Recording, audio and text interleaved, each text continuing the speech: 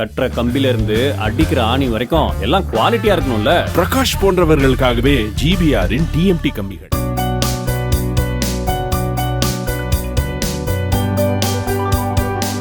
கிருஷ்ணகிரி மாவட்டம் ஓசூரை அடுத்த தேன்கனிக்கோட்டையில் ஆலங்கட்டி மழை பெய்தது. பலத்த காற்றுடன் பெய்த மழையால் வெப்பம் தணிந்தது.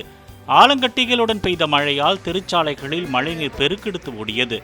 ஆலங்கட்டிகளை கையில் எடுத்து பார்த்து மக்கள் உற்சாகமடைந்தனர்.